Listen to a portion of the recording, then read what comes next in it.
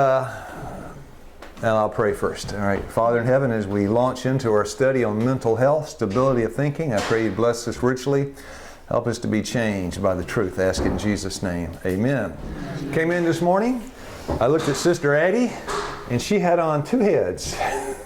And one was a mouse, and one was a human. And I said, that looks pretty nice. If you had a second one, I would wear it. And what do you think? She had a second. And it was a penguin. But I like the mouse more than the penguin. So she said, I'll give you the mouse. And I told her I'd wear it if she gave it to me. So, our class this morning?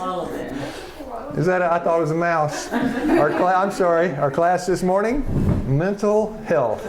Being a sane, stable thinker. Isn't that great?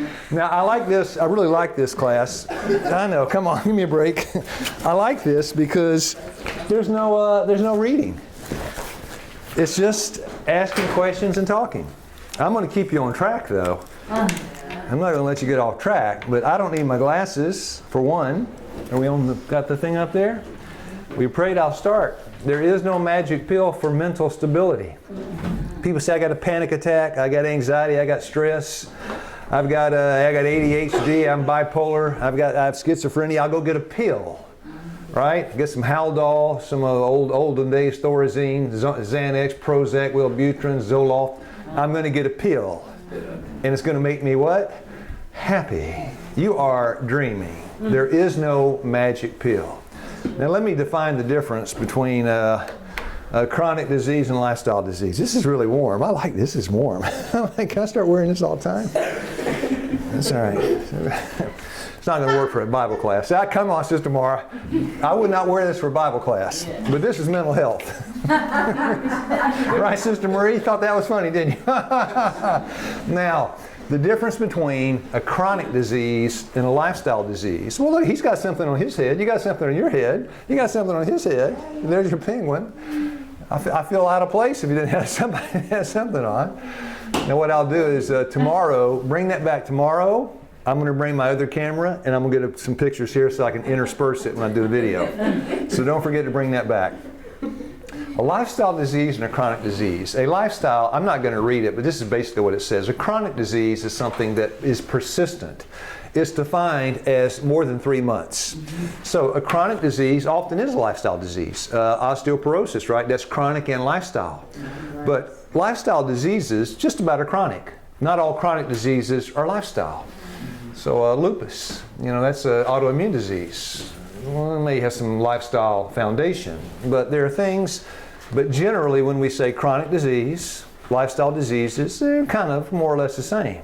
So what is lifestyle medicine? It is treating a lifestyle disease, not with medicine, but with a change in lifestyle. Isn't that simple?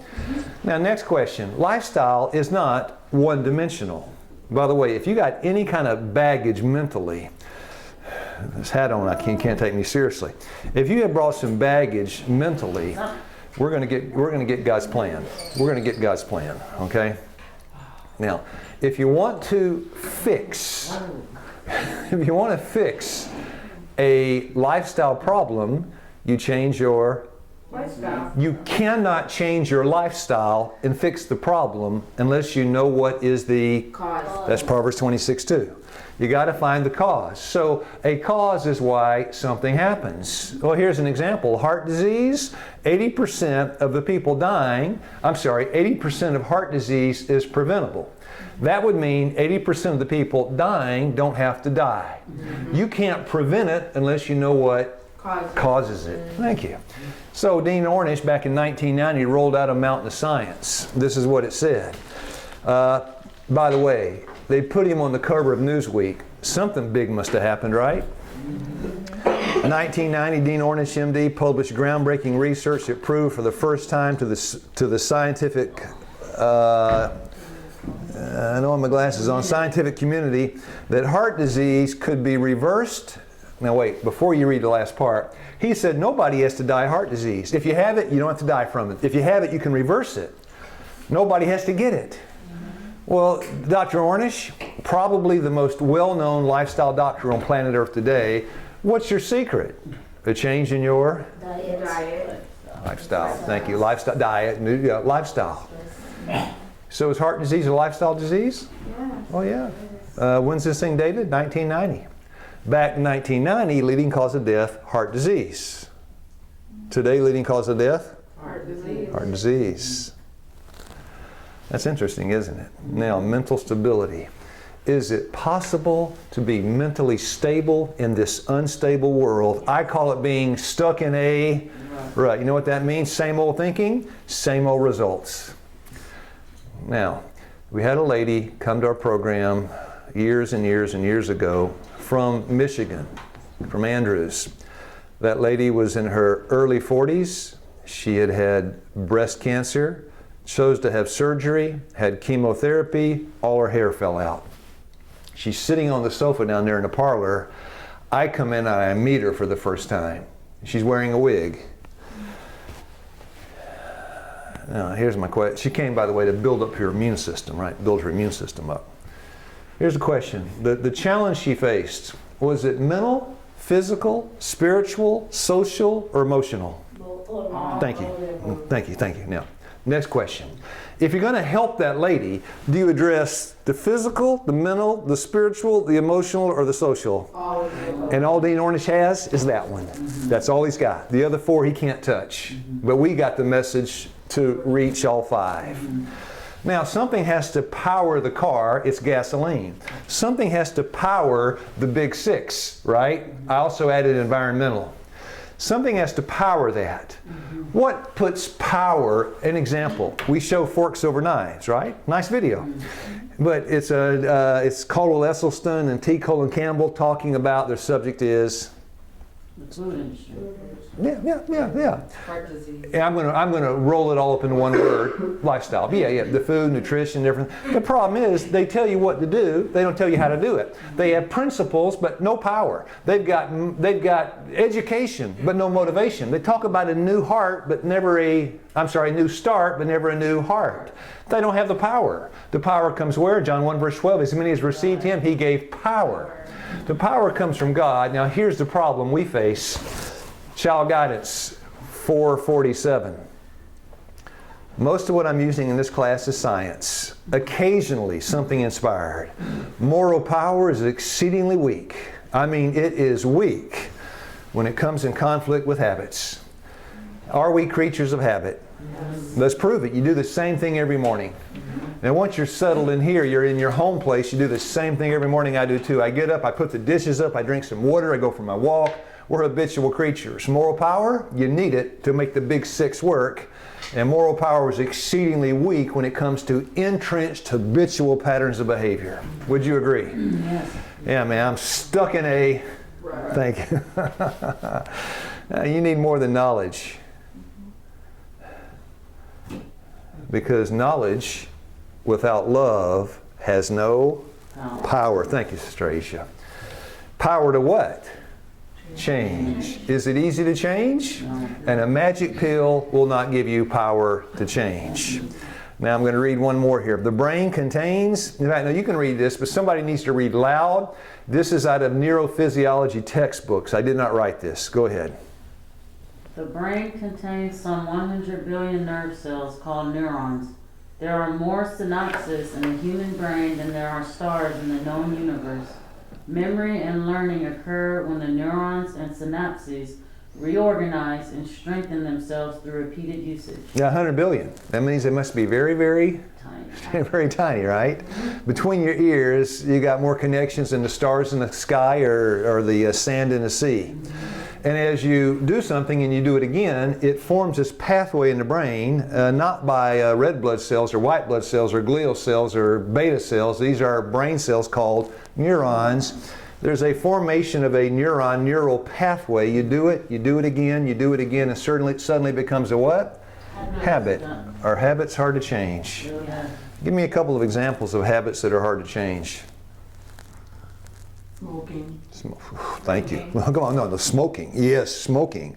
What? Drinking? Give me another. Pornography. Pornography. Give me another. Gambling. Give me another. Addiction. Yeah, right? It's just like this. So we have been engulfed by our bad habits. And when you have bad habits, moral power becomes exceedingly weak. Exceedingly, let's go back and read it. It's exceedingly weak when it comes to conflict with established habits. Now, one more, I'll read this one. Senses and thoughts trigger electrical impulses that quickly travel the neural pathway. Now, so here's my hand, here's my mind, right? Does my hand control my brain or my brain control my hand? Your brain controls your hand. How does it do it? Close, open, close, open, close, open, stay open. How did the brain communicate with the hand? Is it ESP, transcendental meditation, osmosis? How? Through nerves. Through nerves. And it all starts in the brain nerve up here. That hand will do what the brain tells it to do. It has no option. But it's not one neuron going from the brain to the hand. It is a chain of nerves, right? Nerve cells, a chain. Senses and thoughts trigger electrical impulses that quickly travel through the neural network. When a neuron receives information, it can only do one of two things. It can say yes or it can say No. stop or Go. yay or Nay. that's all it can do. Either you're going to rob the bank or you don't. You're either going to eat the fifth piece of cheesecake or you're not. That's it. That's true. You're either going to lose your temper. Come on. Or you're going to stay calm. Thank you. Most people, it's a black and white type decision. And by the way, you go to the judge. Let's say I go to court. Judge said, you robbed the bank, didn't you? Well, Judge, I robbed it, but I never thought about it. What's he going to say? You hadn't thought about it. Yeah, you're going to jail in 5 more years for lying. You don't do anything unless you first what? Think. So if you're going to change what you do, you change how you think. We got about 25 hours changing how you think. Does the outcome become different if the robber starts to explain, well, Judge, my family, I just lost my job, I don't have 10 children, I can't feed them. I'll tell you what, fear God, Revelation 14:7, and give glory to Him. The hour of His judgment is come, and God will not accept any excuses. Thank you, well said. No excuses. You sinned and you have no excuse. That is the doctrine of personal responsibility written in our genetic makeup. That's a study for tomorrow. Yeah. Darlene, I committed adultery. She's not going to ask me why, right? You did? That's all she needs to know. Go ahead. I don't mean to be hard on this one. No. Yeah. Some people say, I committed adultery but because you were paying attention to me and you were this, that, and the other. That's still no excuse. That's no excuse. And let me give you one reason, because God is God. Let God be God. I'm a crumb, off the table. But no matter what your excuse, let's say here's a man commits adultery, no matter what excuses he gives, did he still break his wife's heart? Yes, thank you. That's all I need to know. The damage is done, doesn't matter what your excuse is. I ran over your daughter because I was drunk driving, but I was drunk. Doesn't matter what your excuse is, the damage is done. Yeah. Now if it's an accident, it's different. It's an accident, that's different. Of course, an accident, if I ran over somebody and it was purely an accident, that's different. But when you raise a glass of liquor to your mouth, whatever you do, you're held accountable for because it was your choice. That's it. Counsels on Health 6:16. The brain nerves. By the way, listen, before you read this, does God speak to me through my spleen, through my ankle bone? How does He speak to me? Your mind. Common sense tells you it's through your brain, right? The brain nerves, which communicate with the entire system, is the only way. Isaiah 30:21, you'll hear a word behind you saying, this is the way you hear it in your brain. More specifically, we're going to study what parts of the brain does God use to communicate with you, and it's the very parts the devil wants to destroy. How does he destroy it? All the things you said, pornography, gambling, and smoking, and drinking, and all these habits. God is an habitual God. He always does what's right, and He'd like us to also. Isn't that wonderful? Are the only medium through which heaven can communicate to man and affect his inmost life. So way back when President Obama was president, somebody told him about my health lecture, I guess, because he started using my health lecture. Hey, there's a picture of him doing it. He got up and he said, all improvement requires. That was my health lecture. Now I ask you, Does all improvement require change? Yes. Now, you can change and get worse, but if you're ever going to get better, something needs to. Is it hard to change habits? Yes. No, I tell you, it's hard, because Proverbs 14, verse 12, there is a way that seemeth right to a man, but in thereof is a way of what? Yes. 16:25 Proverbs says the same thing. Here's the problem. John 10:10, God's going toward life, but the thief comes to what? Kill, steal, and destroy. Somebody's got to turn around. Malachi 3:6, I am the Lord, I change not. My ways, Isaiah 55:8, are not your ways. My thoughts aren't your thoughts. I think life, you think death. You got to change your direction. Amos 3:3, because can two walk together unless it be what? Agreed, but it's hard to change. And God said, I got the plan, and this is it. This is the gospel Bible plan for breaking out of mental instability. I know it works because it worked for me. Can't you tell by the hat I'm wearing? Come on, God's good. Come on, is God good? Now, when Paul's writing in Romans 7, he says there are two laws. Number one, number two. One in my belly and one in my brain. And they are at war with each other. What does that mean? I'll give you one example. I read the side of the cigarette pack. This thing is killing me dead. And then I do what? Smoke it anyway. And probably some in this room have smoked. I never smoked cigarettes, but I had a whole lot of other bad habits. And of course, that statement applies to the physical things. The tough habits are the ones you can't see, right? Pride, self-sufficiency, self-exaltation, all that. Those are the tough ones. I'm working on those still. But you read the side of the thing. My example is better. I never smoked cigarettes. I tried at 14, coughed and got so sick, I tried a second time, I had to give up. I thought, I'm going to kill myself before I get started. And I'm glad I did stop that. Amen. I was an alcoholic. I was a drunk. I was in school. I was 23, going to a Christian college and drinking between classes. I was going to biology class, right? Had a beer in my hand. At 23, 24, mid-20s. I look in the mirror. I was getting paid by the VA to go to school, or I was going for the money. I wasn't getting educated. I was drunk all the time. The VA paid me. I went to school. I looked in the mirror, going to biology class, driving across the campus. I had bursting capillaries and swollen veins. I look at the beer. And I say, what? That's it. It's your fault. It's your fault. And then what did I do? Of course. Intellectual understanding and knowledge does nothing to change. Now, you got to have the knowledge to know what to change. But once you got the knowledge, that doesn't mean anything. Forks over knives, there is a mountain of information. But there's not one mention of anything emotional, spiritual, social. It's not there. It's all physical. That's not going to. That lady that came here, number one, she was worried about the cancer coming back. Number two, the breast was removed. She had a husband. Is that some social? Yes. Thank you. And she was 42, 43, 44, not old, and stress. She had it all. So you're going to show her forks over knives? Get her on some spinach and carrots? It's good to eat carrots. I'm not against carrots. But carrots not going to fix the problem. Thank you. Thank you. A crack addict needs more than a tossed salad. Would you agree? Now, the physiology change. I'm going to give you my definition of physiology. The different systems of the body. Gastrointestinal, the cardiovascular, the pulmonary. You take all the systems, you glue them all together, that's Sister Addie. You stick a hat on top, that's Sister Addie.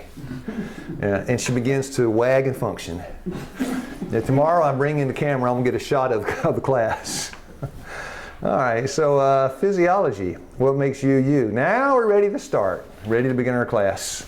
Changing direction is not easy, but it is, by God's grace, possible. Do you agree? Amen. Next question. See the ladies in the concert playing the piano? Is that the first time they ever played the piano?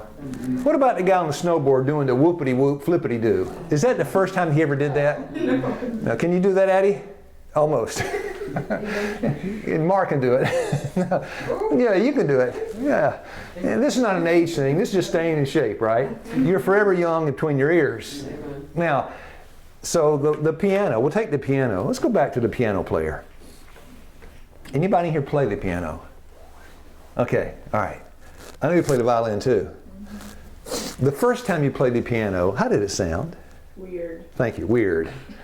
After 1,000 times of playing the piano, how does it sound? Beautiful. That's the habitual thing God put in our souls. Is it good to be habitual? Mm-hmm. Yeah, it depends on what your habit is.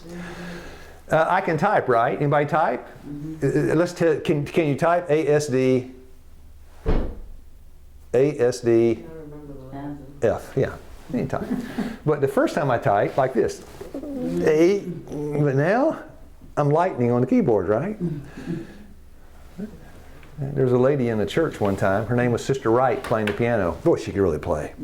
I was doing lectures on the brain. I walked out and I asked the congregation, I said, Sister Wright can do no wrong on the piano. They said, amen. I said, that's not the first time Sister Wright played the piano, is it? No. They said, no way. So what is it that develops this habitual ease of action? Repetition. Repetition. I know, it's repetition. That's right. No, that's repetition. Yes, practice. Yes. But the question is, physiologically and anatomically, how does it work? What's happening in the brain? 4 words this morning, brain class, Neurophysiology 101. 4 words to learn. They're very simple. Dendrite, axon. You see the thing with the eyeball there, the soma, the cell body, the nucleus? You got the short fibers, you got the long fibers. The short ones are called dendrites, the long ones are called axons. The dendrites, remember the cell receives a message. It can say yes or it can say No. It receives it in the dendrite, processed in the nucleus, the soma, the cell body, and goes out the axon to be transmitted. Dendrite receives, axon sends. Now let's have a test. Dendrite, does it receive or send? Receive. Axon, is send or receive? Send. Very good. Now we look at a more complicated, a little more complicated picture. If somebody with good eyes can read what it says under dendrite, Receives messages from other cells. it receives. Can you read what it says under axon? Passes messages away from the cell body to other neurons, muscles, or glands. Yeah, it sends. That's all. Right now, that's all we're looking at. Sends. Receives, nucleus, sends. Here's another picture. It's kind of blown up. 2 adjacent nerve cells. The long fiber, the axon, is kind of blown up. Then it sends, and it's received by the dendrite. It's just a blown up picture of it. Now here's my question. They never touch. Never touch. Axon, dendrite don't touch. How can you send a message without having any contact? Next question. If we're all standing in a puddle of water, electrocuted, what happens to you? We get electrocuted too. Why? Because the water sends. But the water conducts, sends, it conducts, water conducts. Boy, I tell you what, the space in between called the synapse, right? The synapse. That's the space in between. Can somebody read under the fine print synapse? Oh, there's no synapse in there, never mind. Can somebody read? Now this is a blurry picture, but it shows it so well. Who has really good eyes under synapse? That's it. Between 2 neurons where information is transferred. That's it. Tiny gap between 2 neurons where information is transferred. Now, next question. Oh boy, my ears. Well, my ears I have no feeling in my ears. Now look, we need something to transmit. By the way, nerve cells, neurons, same thing. We need something to transmit between 2 neuros called a neurotransmitter. Neurotransmitter, and that's where God speaks to you in the synapse and those neurotransmitters. Dopamine, norepinephrine, serotonin, all these things, neurotransmitters. There's a pandemic of addiction to opiates today. We use crack. Somebody smokes crack, what does it release? Dopamine, that's a neurotransmitter, makes you feel good. You go get some of these drugs, Zoloft, Xanax, Prozac, it's an SSRI drug, selective serotonin reuptake inhibitor. It changes your neurotransmitters. The neurotransmission in the synapse, that's where everything is taking place. That's where the communication is given. So that's it. There's synapse and the chemical. Now who can read under neurotransmitter? Sister Marie, you're going to be the one. You got the best eyes.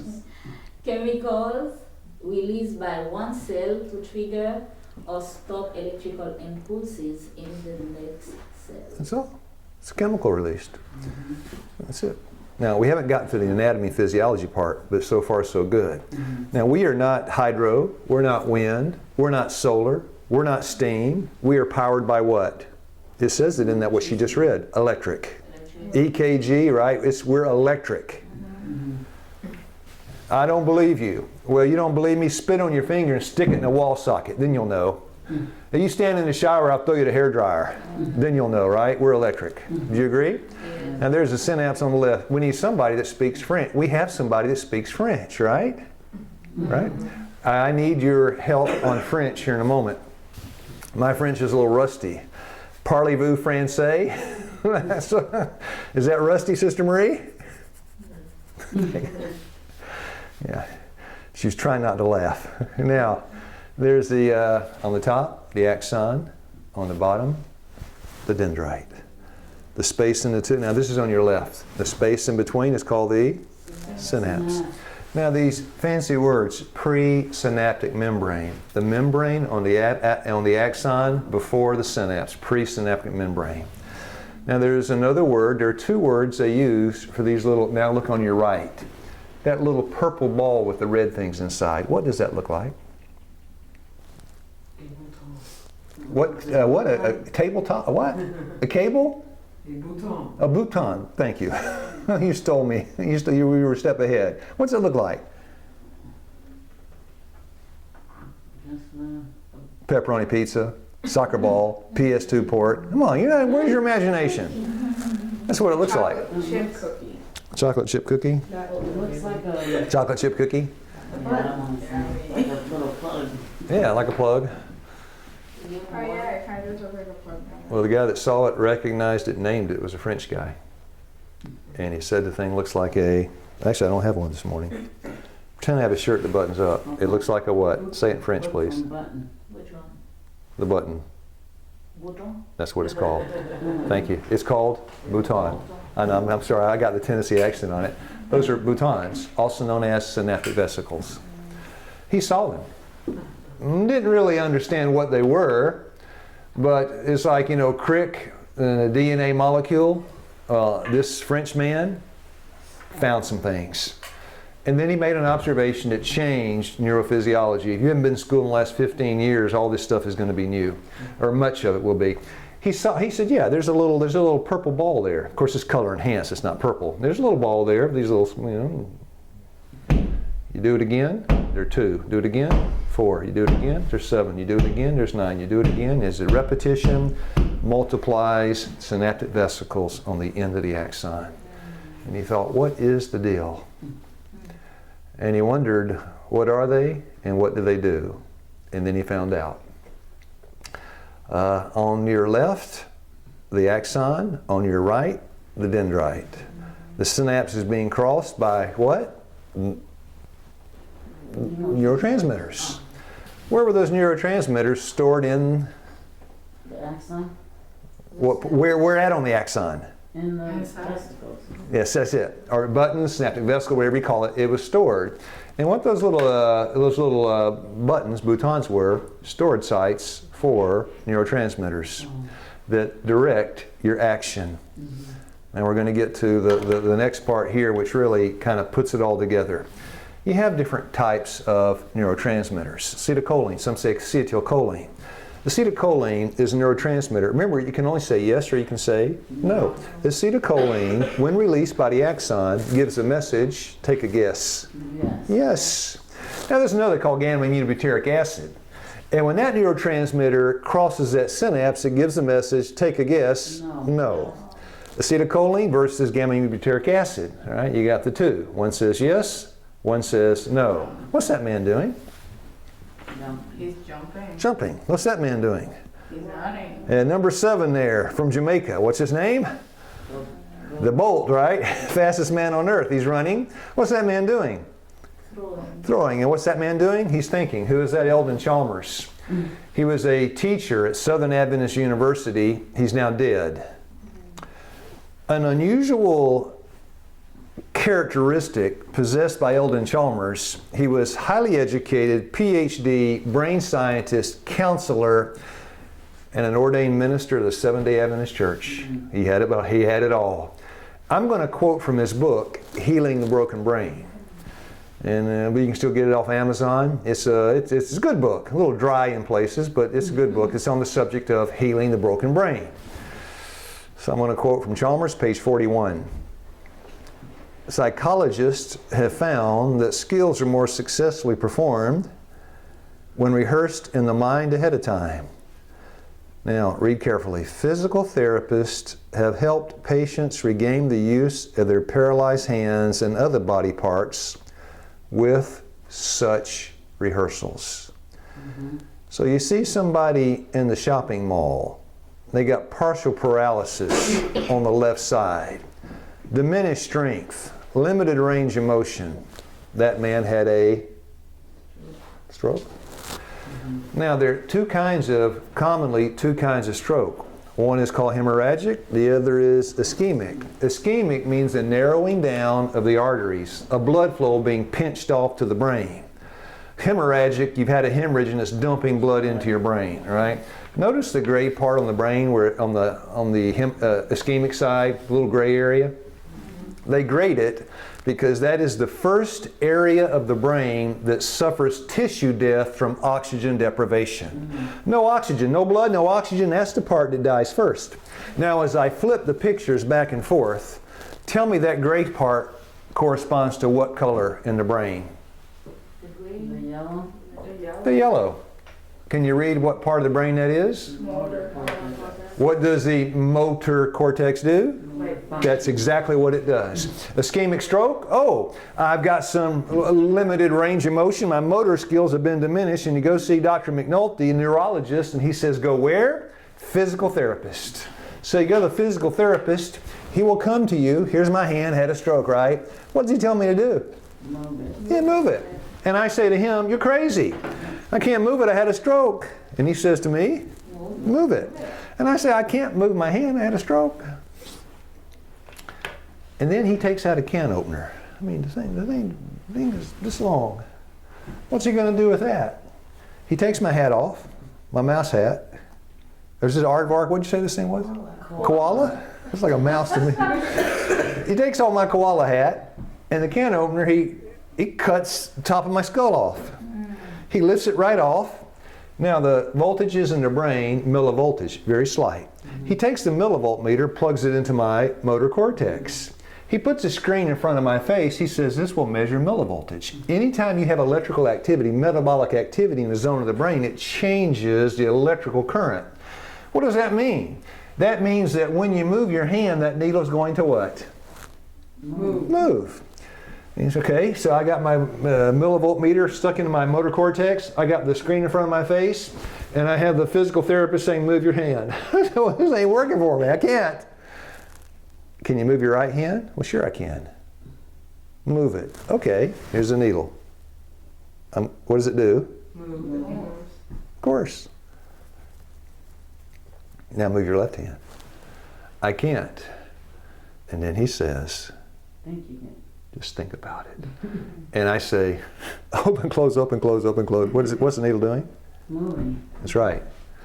Because it's not what you do that makes a habit, it's what you Think. Romans 12 verse 2, be not conformed to this world, but be ye transformed by the renewing of your what? Proverbs 23:7, because as a man thinketh in his heart, so he is. It's not what you do. It never has been, never will be. It's what you think. The Exodus 20, 7th commandment, thou shalt not commit adultery. The Lord says, Matthew 5:28, to the man that just looks upon a woman to lust after her, he's already what?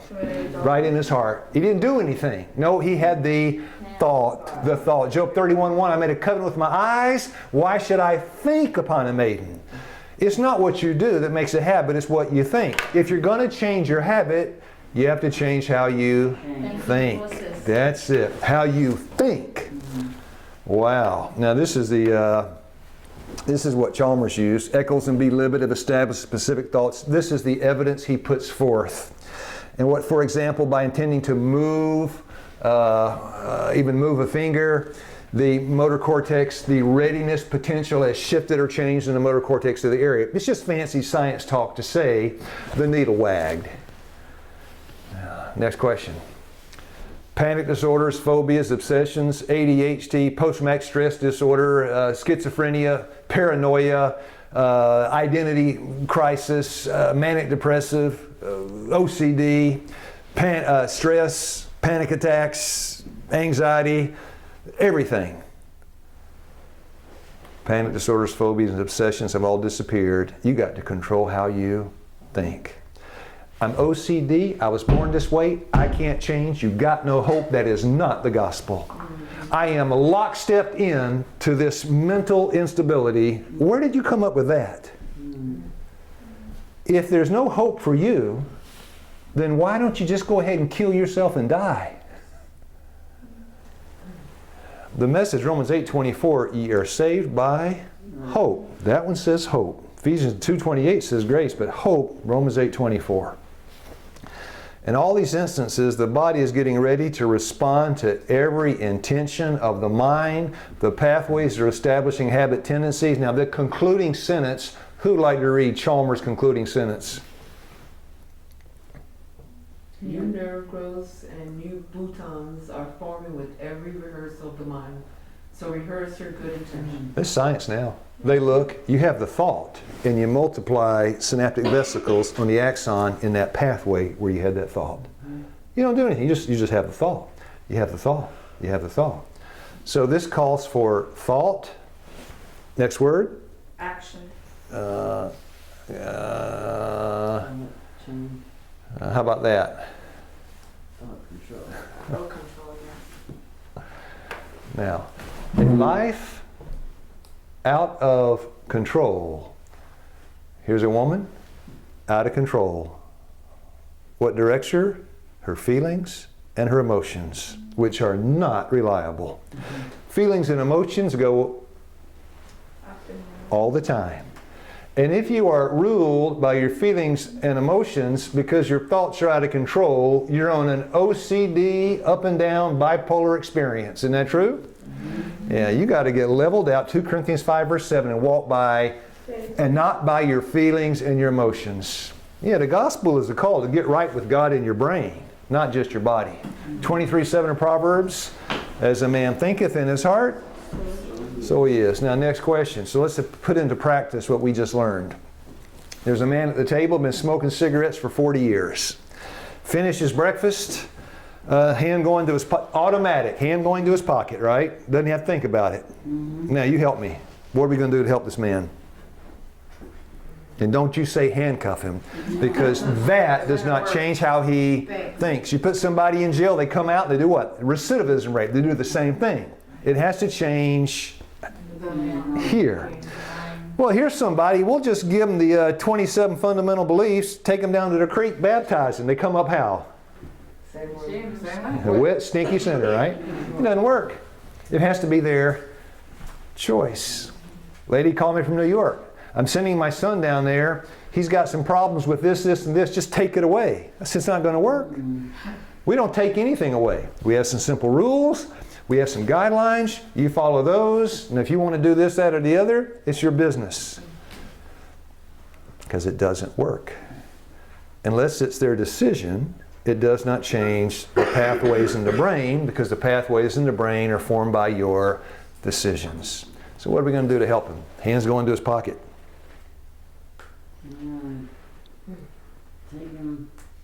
Take him outside. Hey, let's go outside. Now, come on. And do what?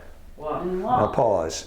The only way to weaken this habit is Change his mind thinking. you got to have a different habit. You replace a habit with a habit. And it always works like that, right? Wash dishes. Yeah. I said the carrot's not going to bring a crack addict out of the crack den, but the Bible will bring a man out of the beer joint. He got addicted instead of to the beer joint, he's now addicted to the Bible. We're habitual creatures. We got to be addicted to something. So you take his hand and you say, Sister Aisha says, well, let's go for a little walk. Are you kidding me? It's your choice. Come on, what do you think? Bring your cholesterol down, raise your HDL, lower your LDL, triglycerides, bring them on down, save you from metabolic syndrome. Come on, let's go for a walk. Okay. Off we go. Lunchtime, same thing. And she says what? Let's go for a walk. Breakfast, same thing. She says what? Let's go for a walk. 28 to 35 days later, they finish lunch, they look at you and they say what? Let's go for a walk. Now let's bring a couple of truths out of that. As you change habits from, let's use the cigarettes.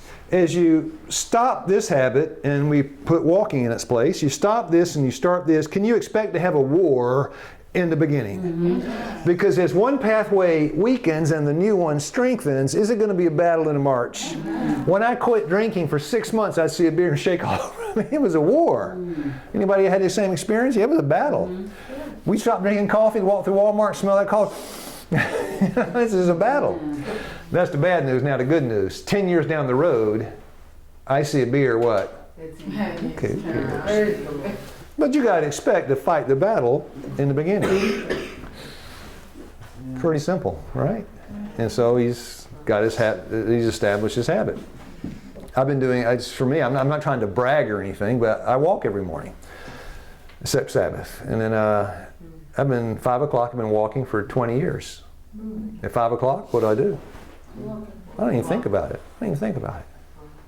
Now, let's take everything we just read in final exam, and we come to the question for mental stability. We're driving a car down the road. I'm sorry, a bus, because all of you are in it and I'm driving. You trust me to drive, don't you? I got a driver's license. I didn't just escape from the loony bin. I got a license. Now look, the zoo. Koala bear on the loose. Penguin and bunny too. And a bunny and a penguin. I'm driving the bus, going down the road. It's a 6-speed. I'm shifting gears, pushing the gas, pushing the clutch. And you think, this is your test.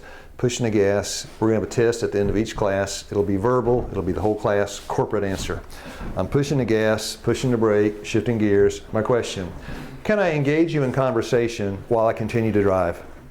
Yes. I don't have to even think about it, right? Doing it for 30, 40 years. Now, it just so happens Sister Addie's sitting in the front seat with me. We're talking about koala bears. And all of a sudden, down on Middle Butler Road, a crocodile crawls out across the road. And she says what? A crocodile! A crocodile! Don't hit the crocodile. I say, you're kidding me, right? I turn it was a crocodile, right? Now, is it possible, instead of pushing the gas, I push the... But wait, I pushed that gas for 40 years. Is it possible in this moment, in this time, I can push the... Is it possible? Yeah. Yes, because the brain controls the foot. Yeah. How does it do it? And that's your test. The brain told the foot, push the gas 40 years. How does the brain tell the foot to push the gas? It's easy. Because you want to go forward. Yeah, but how? Give it. Stop. So Give it to me physiology. So the that- diet. That name. That name? Sends. Acetylcholine? Yes. Yeah. Yes. The brain sends a message using what? Acetylcholine, which is in those little synaptic vesicles and released in the synapse from the axon to the dendrite, and it goes right down the line. Acetylcholine. The brain's in control. Acetylcholine. Crocodile. Acetylcholine. No, GABA. GABA. And the GABA says? No. No. That's it. Now, what determined, test number 2, what determined the chemical in the synapse was your? Neurotransmitter. Your neural. Give me a better word. Starts with a D. Dendrite. E. No. C. I. Decision. Yes, that's the only thing that did. Your decision determined the chemical in the pathway. You said acetylcholine, right? Go, yeah. Push the gas. My decision, acetylcholine. Now my decision changed, and the chemical changed from acetylcholine to GABA. Pretty simple, huh? Now here's somebody with stress, anxiety, panic attacks. You look in the pathway. You see the synapse. The serotonin is way down. Serotonin's down because of their what? Their decisions. Your thoughts. Say it louder. Decisions. Decisions. You like your R because you chose to be that way. Choose ye, Joshua 24:15, choose ye this day. You're a drunk because you chose to be. Right? That's the first angel's message. You are a drunk because... I was a drunk because I finished the sentence for me. Because you decided to. That's right. I made the decision. Well, I passed the buck to you. It's your fault, or it's mom's fault, or it's somebody's fault. Adam and Eve did the same thing. Eve said what? Adam said what? Devil said what? It's all your fault. And we're the same today as they were back then. And God said, Mental Health 101, I'm going to straighten out those Seventh-day Adventists. It's because you choose to be. You are a hard man. No, I'm a biblical man. Choose ye this day. You don't have to be like you are. You're a lazy dog bum. You don't have to be. You're a prostitute. Say it. You don't have to Ask be. Mary, Luke chapter 7. You don't have to be. But I'll give you an opportunity. Mark 16:9, out of whom he cast 7 devils, first gospel sermon. She chose to be different by God's grace. Now, that's not... Now, I don't want to do what Forks Over Knives did and leave God out of the picture, because then you got no power to kill the big 6. But you get a woman or a man that is fueled by the power of God's grace, all of a sudden, environment, mental, physical, it all makes sense. It all comes together. So in order to change what you do, you change how you think. And we're going to study 25 hours on changing how you think. God's plan right out of the Bible. This, is, by the way, is biblical. We're using a lot of science, but this is biblical. And yeah, I'm sorry. Remember the stilts of self-exaltation we read yesterday? He cuts you down from your stilts of self-exaltation. He also cuts you off the stilts of blaming others for the way you are. You have God at your side, and if Romans 8:31, God's for you, Who can be against you. You look at these transitions in the Bible. That Mark chapter 5, 3, and 4, that demoniac, did he really get right with God? Well, did he? Yeah. That woman with a closet full of men, I mean, she had a closet full of men, John chapter 4. Did she get right with God? Yeah. And whatever you've done, can you get right with God? You can leave in 20, you follow everything we study, and everything in your life changes. And if you don't follow, It's your decision. doesn't change, it's your decision. Because here's the plan. But success on the plan does not depend on God alone. It depends on your choice. Thank you. Same thing, right? Some said choice, some say decision. Same thing. So tomorrow we study the DNA molecule. God took the DNA and those nucleotides in the DNA. He wrote a message for this classroom. Guess what it says? You have a choice. I'll pray. Our Father in heaven, we're thankful this morning that the choice, the ball is in my court, the choice is mine. By God's grace, help me make right decisions today. I ask it in Jesus' name. Amen.